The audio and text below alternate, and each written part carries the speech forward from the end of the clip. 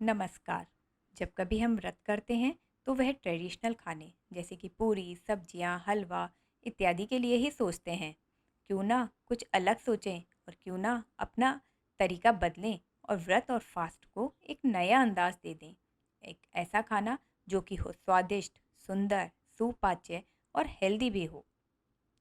ऐसा खाना जिसे देखकर बच्चे बूढ़े सभी फास्टिंग के लिए तैयार हो जाएं। तो चलिए आज बनाते हैं एक ऐसा ही डिश, सामा मिलेट नूडल्स। हम इन नूडल्स को दो फ्लेवर में बनाएंगे, एक वेजिटेबल नूडल्स और दूसरा येलो सॉस नूडल्स। तो चलिए शुरू करते हैं। इसके लिए 2 से 3 कटोरी सामा राइस हम रात के अंदर ही भिगोने के लिए रख देंगे। अब 6 से 8 घंटे बाद में ये तैयार हो जाएंगे।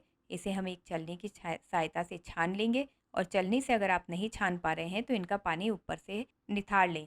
लेकिन याद रहे पानी को हमें फेंकना नहीं है, ये पानी भी न्यूट्रिशन से भरपूर है। इसका यूज़ हम आटा गूंदने में या दाल बनाने में कर सकते हैं। अब हम लेंगे एक मिक्सी और उसमें डाल देंगे अपने मिलेट और इनको ग्राइंड कर लेंगे। लेकिन पहली बार जब हम इसे ग्राइंड कर रहे हैं तो इसके अंदर हम पानी नहीं डालेंगे, बिना पानी डाले ही पीसेंगे ताकि ये अच्छे से पिस जाए। देखिए ये कुछ ऐसा दिखेगा पहले ग्राइंड के बाद में। अब हम इसके अंदर डाल देंगे आधी कटोरी पानी और इसे वापस से पीस लेंगे। अब देखिए तैयार है हमारा ये एकदम फाइन पेस्ट। अब हम लेंगे एक पैन और उसमें पैन को हीट नहीं करना है और सीधे ही पेस्ट डाल देना है। अब चमचे की सहायता से हम इस पेस्ट को चलाते जाएंगे और कब तक चलाएंगे, जब तक कि ये बर्तन छोड़कर और एक डो की फॉर्म में ना आ जाए। देखिए अब ये हमारा बर्तन छोड़ने लगा है और डो की फॉर्म में भी आने लगा है। तो अब हम इसे एक प्लेट के अंदर निकाल लेंगे और इसे हल्का ठंडा होने के लिए रख देंगे। अब जब तक ये हल्का ठंडा हो रहा है इस बीच में हम अपना स्टीमर तैयार कर लेते हैं। हमारा डो हल्का ठंडा हो गया है। अब इसके अंदर हम सॉल्ट डाल देंगे। सॉल्ट आप जब हम आटा पैन के अंदर पका रहे थे आप उस स्टेज के ऊपर भी इसमें सॉल्ट डाल सकते हैं। मैं उस समय भूल गई थी इसलिए मैं अभी सॉल्ट मिला रही हूँ। अब हम इस आटे को अच्छे से नीड कर लेंगे। नीड करने के ऊपर ये एकदम अच्छे से डो इसका तैयार हो जाएगा।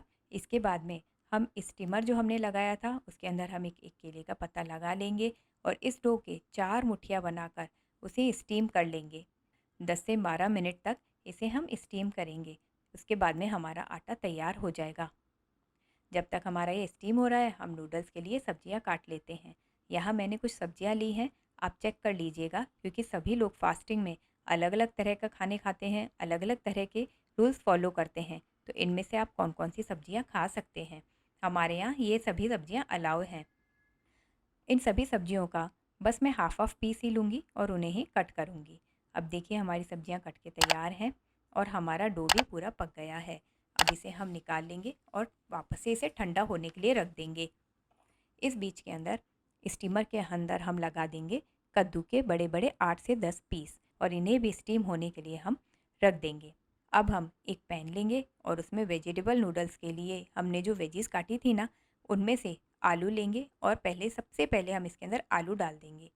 आलू हम पहले इसलिए डालेंगे क्योंकि आलू पकने में ज़्यादा समय लगाता है और दूसरा रीज़न ये है कि आलू जब हम पहले पकाएंगे तो इसके अंदर जो स्टार्च होता है उससे हमारे पैन की तली के अंदर एक लेयर बन जाएगी, जिससे कि हमारी बाकी की सब्जियां जलेंगी नहीं, क्योंकि हम इसके अंदर किसी भी ग्रीसिंग का भी अभी यूज़ नहीं कर रहे हैं।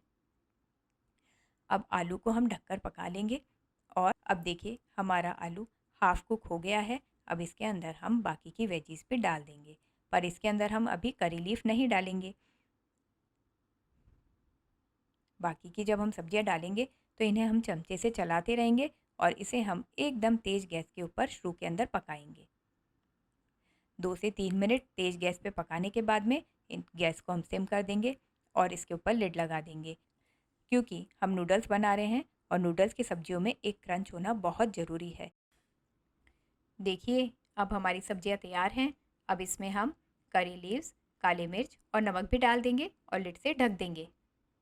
अब देखिए इस बीच में हमारा कद्दू भी बॉईल हो गया है। अब कद्दू को हम ठंडा होने देते हैं। जब तक हमारा कद्दू ठंडा हो रहा है चलिए नूडल्स बना लेते हैं। इसके लिए मैंने यहाँ पर ये नमकीन मेकर लिया है। इसे हम अच्छे से ग्रीस कर लेंगे इसे ग्रीस करना एकदम ऑप्शनल है, क्योंकि हमारा जो डो है वो बहुत अच्छे से बनकर तैयार हुआ है, वो चिपकेगा नहीं। हम नूडल्स बनाने के लिए इस जाली का यूज़ करेंगे। अब इसके ऊपर जो लीवर है इसे घुमा घुमा कर इसे हम खोल लेंगे, ओपन कर लेंगे और एक मुठिया को इस नमकीन मेकर के अंदर डालकर और वापस लीवर घुमाकर उसे बंद कर लेंगे और लीवर को ऐसे घुमाते जाएंगे और हमारे नूडल्स बनते जाएंगे।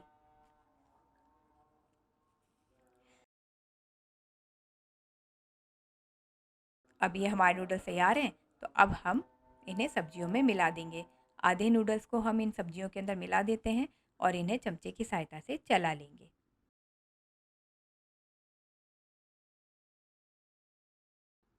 इस बीच में हमारा कद्दू भी ठंडा हो गया है। अब इस कद्दू को एक मिक्सर ग्राइंडर में डालेंगे और 8 से 10 भीगे हुए काजू भी इस मिक्सी में हम डाल लेंगे और इन्हें पीसकर हम येलो सॉस तैयार कर लेंगे। अब हम एक पैन लेंगे और उसके अंदर हम इस येलो सॉस को डाल देंगे और इसमें डाल देंगे हम नूडल्स और केवल हम इसके अंदर सॉल्ट मिलाएंगे।